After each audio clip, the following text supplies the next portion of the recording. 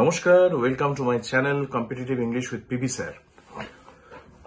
এই চ্যানেল তাদের জন্য যারা সিরিয়াসলি ইংরেজি শিখতে চাইছো আর যারা কম্পিটিটিভ এক্সামিনেশনের জন্য প্রিপারেশন নিচ্ছ, রেগুলারলি পড়াশোনা করছো এবং একটা সিরিয়াস ডিটারমিনেশন নিয়ে কনসিস্টেন্টলি যারা লক্ষ্যের দিকে এগিয়ে যাচ্ছ। আমি আগেই বলেছি, আবার বলছি, যদি মনে করো যে ইংলিশে বা চাও যে ইংলিশের যত কটা প্রশ্ন থাকবে, ধরো সামনে ডব্লিউবিসিএস আছে, 25টা কোয়েশ্চেন থাকবে, সব কটা কোয়েশ্চেন আমি কারেক্ট করে আসবো, তাহলে don't miss any of my videos. কারণ এর মধ্যে যাবতীয় যা কম্পিটিটিভ এক্সামিনেশনের প্রয়োজনীয়তা রয়েছে তোমাদের জন্য সবকিছু রয়েছে। আজকে একটা অন্য জিনিস করাবো, খুব বেশি তুমি ইউটিউবে খুঁজলে পাবে না, হয়তো আছে কিন্তু এই কোয়ালিটি নাও পেতে পারো। আজকে হচ্ছে কেস, CASE। আমি যদি 100 জন স্টুডেন্টকে জিজ্ঞেস করি হোয়াট ইজ কেস গ্রামারের, আমার ধারণা 90 জন জানে না বা পারবে না, তার বেশিও হতে পারে সংখ্যাটা। গ্রামারে কেস এমন একটা জায়গা যেখান থেকে এরার কারেকশন আসে এবং লিখতে গেলে, লেখার সময় প্রচুর ভুল আমরা করি, বলার সময় ভুল করি এবং এখান থেকে প্রশ্ন আসেই, সেটা স্টেট লেভেলের হোক, সেন্ট্রাল লেভেলের হোক। তো কেস কি? কেস হচ্ছে জাস্ট নাউনের অবস্থান। নাউন সাবজেক্ট হিসাবে ব্যবহার হচ্ছে, সেক্ষেত্রে নমিনেটিভ কেস। নাউন যখন অবজেক্ট হিসাবে ব্যবহার হচ্ছে, সেটা হচ্ছে অবজেক্টিভ কেস। নাউন যখন পজেসিভ হিসাবে ব্যবহার হচ্ছে, অর্থাৎ ওনারশিপ হিসাবে ব্যবহার হচ্ছে, সেটা হচ্ছে জেনেটিভ কেস বা পজেসিভ কেস। ওকে, তাহলে একটা সেন্টেন্স দিয়ে বললো আদিত্য ওয়ার্কস হার্ড, এখানে নাউনটা কোন কোন কেসে ব্যবহার হয়েছে বা what is the case of the noun, তোমাকে বলতে হবে নমিনেটিভ কেস, যেহেতু সাবজেক্ট হিসেবে ব্যবহার হচ্ছে আদিত্য ওয়ার্কস হার্ড। স্ক্রিনে দেখো, বুঝতে পারবে। যদি বলা হয় যে অঞ্জলি নোজ আর্য, তাহলে এখানে আর্য হচ্ছে is in the objective case, Anjali হচ্ছে নমিনেটিভ কেস, অর্থাৎ অবজেক্ট বা ইনডাইরেক্ট অবজেক্ট হচ্ছে অবজেক্টিভ কেস, বুঝতেই পারছো শুনে। আর যে সাবজেক্ট সে হচ্ছে নমিনেটিভ, সাবজেক্টিভ বলবে না, নমিনেটিভ, একই মানে। থার্ড হচ্ছে জেনেটিভ বা পজিটিভ কেস। আজকে আমরা জেনেটিভ বা পজিটিভ কেস নিয়ে মেইনলি আলোচনা করব, কারণ নমিনেটিভ আর অবজেক্টিভ নিয়ে আলোচনা হয়ে গেছে। যেমন ধরো সুমিতস বুক ইজ মিসিং, সুমিতের বই মিসিং। এখানে যে অ্যাপোস্ট্রফি এস আমরা ব্যবহার করছি, সেটা হচ্ছে ওনারশিপ বা পজিশনের জন্য, অধিকার বোধ যেখানে যে সেন্টেন্সের মধ্যে আছে, যে সাবজেক্টের কোনো কিছু অধিকারে আছে। The house is mine, this is my house, this is Shumit's ball, this book, this is Ram's book, etc. ওকে, তাহলে আজকে আমরা মেইনলি জেনেটিভ বা পজিটিভ কেস নিয়ে আলোচনা করতে চলেছি। ওকে, নেক্সট আমরা জেনেটিভ বা পজিটিভ কেস কাকে বলে? Whenever you use s in a sentence, যখনই আমরা সেন্টেন্সে একটা s ব্যবহার করছি, it may be either apostrophe s or a contraction, মানে কমিয়ে দেওয়া, সেন্টেন্সটাকে ছোট করা। Contraction means shortening of a word by removing the letter or two. কোনো শব্দকে ছোট করার জন্য, সে ছন্দের প্রয়োজনে হোক, কুইক বলার প্রয়োজনে হোক, সেটাকে ছোট করাকে বলে কন্ট্রাকশন। সেখানেও আমরা এস ইউজ করছি। তাহলে when s shows position, it means কার। ওকে, জিনিসটা কার। এখানে হিন্দিতে লেখা আছে কাকে, কার জিনিসটা, রামস বুক, ওকে, সুনীলস হাউস। তাহলে এস এখানে ব্যবহার হচ্ছে ওনারশিপ বোঝাতে। যখন S shows contraction, it is short form of is, was, has. এটা আমরা এক্সাম্পল দিয়ে বুঝিয়ে নেব যে আইটি অ্যাপোস্ট্রফি এস যখন আমরা লিখি, ইটস আ নিউ হাউস, তাহলে ইট ইজ এ নিউ হাউসের বদলে ইট ইজটাকে আমি ছোট করে লিখলাম, অ্যাপোস্ট্রফি এস দিলাম, আইটি অ্যাপোস্ট্রফি এস। মনে রাখো, আইটি অ্যাপোস্ট্রফি এস আর আইটি এস এর মধ্যে ডিফারেন্স আছে আকাশ পাতাল। আইটি অ্যাপোস্ট্রফি এস হচ্ছে জেনেটিভ আর পজিটিভ কেস, আর আইটিএস ইটস মানে হচ্ছে এটার, এটা হয়, ইট ইজ এটা হয়, আর আইটিএস ইটস এটার, দুটো এক নয়। একটা অ্যাপোস্ট্রফি এস যেটা জেনেটিভ পজিটিভ, আর একটা ইটস যেটা হচ্ছে এটার, এর সাথে পজিশনের কোনো সম্পর্ক নেই। ওকে, চলো এবারে আমরা আসছি ইউজ অফ অ্যাপোস্ট্রফি এস। কিছু জিনিস তোমরা জানো, অজানা জিনিসটা তোমাদের শিখতে হবে। Rule 1, apostrophe S is used with living things, not with non-living, except a few conditions. Apostrophe s একমাত্র লিভিং বস্তুর সাথে ব্যবহার হয়। যারা জানো না তারা শুনে নাও, প্রাণহীন কোনো বস্তুর সাথে আমরা অ্যাপোস্ট্রফি এস লাগাই না, বসাই না, শুধুমাত্র কয়েকটা এক্সেপশন ছাড়া। এক্সেপশন গুলো আলোচনা করছি। এক্সাম্পলটা দেখো,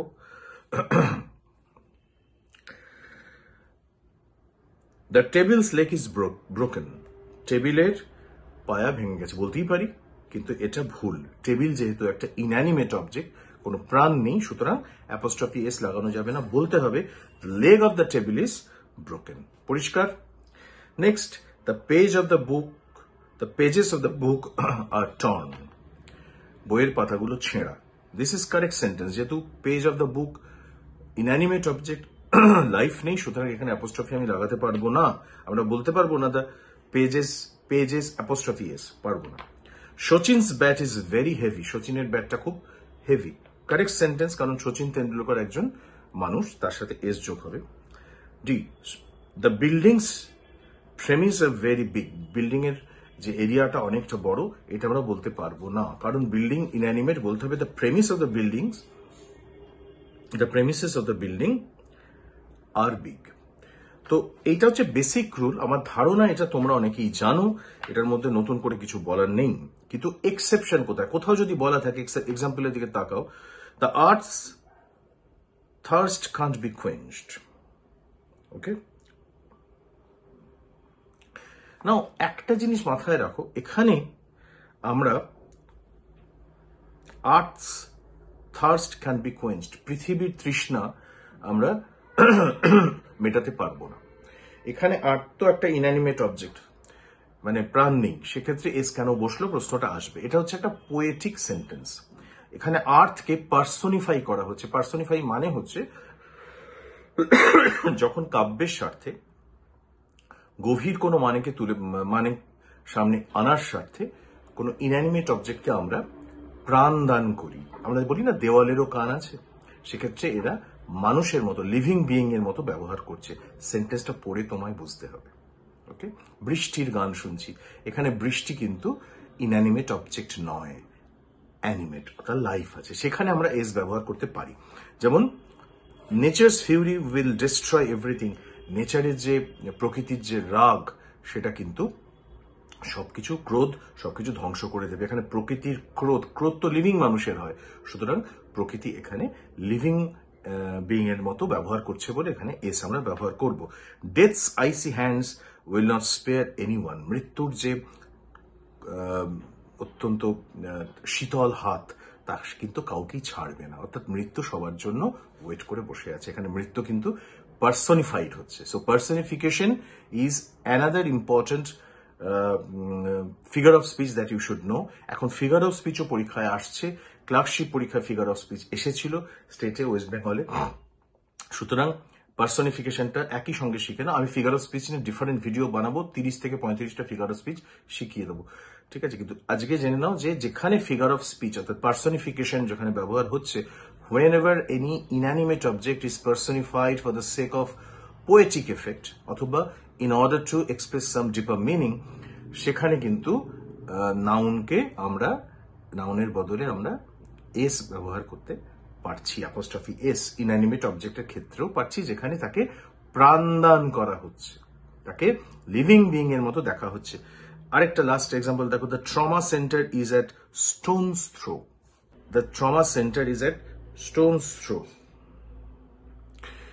একটু দূরে রয়েছে ট্রমা সেন্টার। স্টোন থ্রো আমরা বলবো না, বা থ্রো অফ স্টোন বলবো না। In fact stone's throw it is an kind of it is an idiomatic expression. So idiomatic expression এ কোনো রুল কখনো ফলো হয় না। এখানে স্টোনস থ্রোটা একটা idiomatic expression, এটা এক্সেপশন, এটা একটু মাথায় রেখো। This is not actually personification, this is an exception. Stones throw একটু দূরে। Okay, that's all for rule 2. Now come to the rule 3.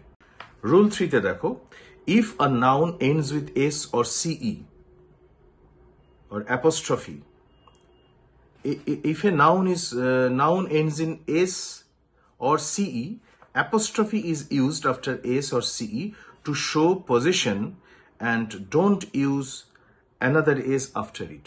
পরিষ্কার কথা হচ্ছে, যখন কোথাও সিই শেষ হচ্ছে নাউনের শেষে বা এস হচ্ছে, সেখানে কিন্তু আমরা আরেকটা এস ব্যবহার করছি না, শুধু অ্যাপোস্ট্রফি করছি। যেমন this is a boys hostel, ছেলেদের হোস্টেল। বয়েজ হোস্টেল মানে ছেলেদের হোস্টেল, তাহলে বয়েজ BOYS তো অটোমেটিক্যালি আসবেই প্লুরালের জন্য। তারপরে আমরা একটা অ্যাপোস্ট্রফি এস ব্যবহার করব না, কারণ উচ্চারণ করতে সমস্যা হবে, বয়েসেস হোস্টেল হয়ে যাবে, ওটা আমরা করি না। আমরা লিখবো BOYS অ্যাপোস্ট্রফি হোস্টেল। আমি রামকৃষ্ণ মিশনের স্টুডেন্ট রহড়া, তো ছোটবেলায় রামকৃষ্ণ মিশন বয়েজ হোম লেখা থাকতো, তো বয়েজের পর এস এর পর অ্যাপোস্ট্রফি থাকতো। তো আমি যখন পড়তে শুরু করলাম, পড়াশোনা করলাম, তখন আমি দেখলাম যে এখানে তো আমাদের শেখাচ্ছে যে বয়ের পর এস হলে ছেলেদের, এবার ছেলেদের পর একটা এস হচ্ছে, তাহলে বাকি এসটা গেল কোথায়? বয়েসের পর একটা এস দিচ্ছে, তার একটা এস কোথায়? এই নিয়ে প্রশ্ন আমার ভেতরে ছিল, কিন্তু সাহস করে স্যারদের জিজ্ঞেস করতে পারিনি, কারণ সিলেবাসে বাইরে ছিল। কিন্তু পরে বুঝলাম যে কেসটা হচ্ছে এই, যে যখনই কোনো প্লুরালে এস থাকছে এবং তার পজিটিভ কেস আমরা লিখছি, অর্থাৎ আরেকটা এস লাগছে, প্লুরালের পরে এসটা আমরা দেই না। গার্লস স্কুল GIRLS অ্যাপোস্ট্রফি, আরেকটা এস উজ্জ আছে, ধরে নিতে হবে ওটা আছে। অনেকগুলো মেয়েদের স্কুল গার্লস, তারপরে একটা অ্যাপোস্ট্রফি থাকবে, এস থাকবে না। আমরা শুধু সিম্পল বিকাশেস বুক বলতে পারি, কিন্তু বিকাশেস এরকম শুনতে খুব খারাপ লাগে বা বলতেও অসুবিধা হয়, সেজন্য বিকাশ অ্যাপোস্ট্রফি বুক আমরা ধরেই নেবো এসটা রয়েছে। যেমন ধরো কিডসেস পোয়েম, ডিকেন্সেস নভেল ইত্যাদি ইত্যাদি। ইয়েটস, প্রত্যেকে এটা ইংলিশ লিটারেচারের খুব বিখ্যাত নাম, এরা প্রত্যেকের লাস্টে এস আছে বলে আমরা ডবল এস ব্যবহার করছি না, একটা অ্যাপোস্ট্রফি দিচ্ছি। অর্থাৎ শুধু প্লুরাল নয়, যদি কোনো নামের শেষেও এস থাকে, আমরা অ্যাপোস্ট্রফি এস ব্যবহার করছি না। দিয়ে বলতে পারে যে এখানে সেন্টেন্সটাকে ইমপ্রুভ করো, ইমপ্রুভ করবার জন্য তোমাকে দিয়ে দিতে পারে দিস ইজ কিডসেস পোয়েম। তুমি বলবে তো কিডসের কবিতা, কিডসেস লিখেছে, কোনো ভুল নেই। তোমরা যদি এই রুলটা না জানো, অবভিয়াসলি নাম্বারটি হাত থেকে বেরিয়ে যাবে। ওকে, আপাতত এইটুকু আমি মনে করছি যে তোমরা শিখতে পেরেছো। আমি প্রথমে জেনেটিভ কেস কি জিনিস, কেস কাকে বলে বললাম, জেনেটিভ কেস বললাম, অ্যাপোস্ট্রফি ইউজের কথা বললাম। এবারে দেখো rule 4, if two subjects show possession over the same person or things, we don't use s with the first subject. S is used only with the second subject. একটাই object, বাড়ি একটাই, কিন্তু দুজনের নাম বলা হচ্ছে, দুজনের পজিশনে আছে, তাহলে দ্বিতীয় জনের ক্ষেত্রে আমরা এস ইউজ করব, প্রথম জনের ক্ষেত্রে করব না। কিরকম দেখো, বিরাট and virus bat is missing. Sorry, Virat and Viru's bat is missing. এখানে দেখো here the bat belongs to both Virat and Viru. Virat এবং Viru দুজনেরই একটাই ব্যাট, দুজনের আলাদা আলাদা ব্যাট নয়। সেক্ষেত্রে আমরা যার নামটা পরে আনছি তার ক্ষেত্রে এসটা বসবে। আমরা বলবো না যে Virat's and Viru's bat is missing, bats are missing, sorry bat is missing. যদি এটা হয় যে বিরাট এবং ভিরুর প্রত্যেকের আলাদা আলাদা ব্যাট আছে, বিরাটের আলাদা ব্যাট, ভিরুরও আলাদা ব্যাট, সেক্ষেত্রে আমরা বলবো ভিরাটস অ্যান্ড ভিরুস ব্যাটস আর মিসিং। তাহলে পরিষ্কার বাংলা হচ্ছে, বিরাট এবং ভিরুর যখন একটা ব্যাট থাকছে, যার নাম লাস্টে আসছে, এখানে আমরা ভিরুর নাম লাস্টে আনছি, তো ভিরুস ব্যাট ইজ মিসিং, ওখানে অ্যাপোস্ট্রফি বসবে। কিন্তু ভিরু আর বিরাটের যদি আলাদা আলাদা দুটো ব্যাট থাকে, সেক্ষেত্রে আমরা দুটোতেই অ্যাপোস্ট্রফি ইউজ করব, বিরাটস এবং ভিরুস ব্যাটস আর মিসিং। পরিষ্কার? ওকে।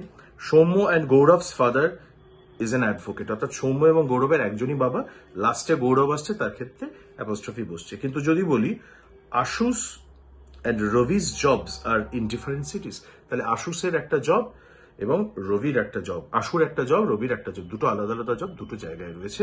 সুতরাং এখানে দুটো ক্ষেত্রেই আমরা অ্যাপোস্ট্রফি ইউজ করব। ওকে, আজকে রুল 4 অব্দি থাকলো।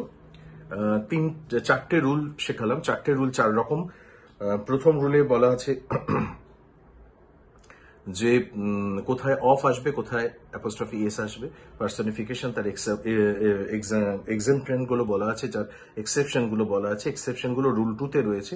রুল 2 তে আমরা বলেছি যে এক্সেপশনে যে যেখানে এই অবজেক্ট গুলোকে আমরা পার্সনিফাই করছি, প্রাণদান করছি, লিভিং বিইং হিসেবে দেখাচ্ছি, সেখানে কিন্তু আমরা এস ব্যবহার করতে পারি। আমি যদি বলি I am listening to rains song, আমি বৃষ্টির গান শুনছি, সেখানে রেইনের পরে আমি অ্যাপোস্ট্রফি এস বসাতেই পারি। সেক্ষেত্রে আমরা এটা পোয়েটিক ইউজ করছি। আর থার্ড রুলে আমি বললাম যে যেখানে যে সমস্ত নাউনের পাশে সি বা এস বা সিই দিয়ে উচ্চারণ শেষ হচ্ছে বা অ্যালফাবেট রয়েছে, সেখানে আমরা আরেকটা এস পজিটিভ কেসের ক্ষেত্রে বা জেনেটিভ কেসের ক্ষেত্রে ব্যবহার করি না। দুটো এস এর সাউন্ড শুনতে খারাপ লাগে, সেজন্য বয়েস home, BOYS plural, apostrophe home, আরেকটা এস ব্যবহার করি না। এটা থার্ড রুল বললাম। আর ফোর্থ বললাম যে যেখানে একই পজিশন দুটো নাউনের ক্ষেত্রে, দুটো মানুষের ক্ষেত্রে আছে, সেখানে আমরা সেকেন্ড যার কথা আসছে সেখানে কিন্তু এস আসবে। যেমন this is Ram and Shyam's house, আমরা বলবো না রামস অ্যান্ড শ্যামস হাউস। রাম আর শ্যাম একই বাড়িতে থাকে, একই বাড়ির মালিক। কিন্তু যদি বলি this is Ram's house and this is Shyam's house, যদি আলাদা আলাদা হয় সেক্ষেত্রে আলাদা আলাদা এস আসবে। এরপরে আরো কিছু রুলস রয়েছে। ইনফ্যাক্ট আমি যেটা দেখছি সেটা হচ্ছে প্রায় 9টা রুলস রয়েছে। নেক্সট ভিডিওতে পরের রুলগুলো নিয়ে আমি আলোচনা করব। দেখতে থাকো, শিখতে থাকো, এগিয়ে যেতে থাকো, ভালো লাগলে শেয়ার করতে থাকো। ছোট ছোট ভিডিও এবং একেবারে কাজের জিনিস নিয়ে আসা, যেগুলো না শিখলেই নয়, যেগুলো জানা প্রত্যেকটা স্টুডেন্টের দরকার। ইনফ্যাক্ট যারা ইংলিশ নিয়ে পড়াশোনা করছো, ইংলিশ অ্যাজ এ সাবজেক্ট রয়েছে যে সমস্ত স্টুডেন্টের, তাদেরও কিন্তু ভীষণ দরকার। Okay, thanks for being with me today. By.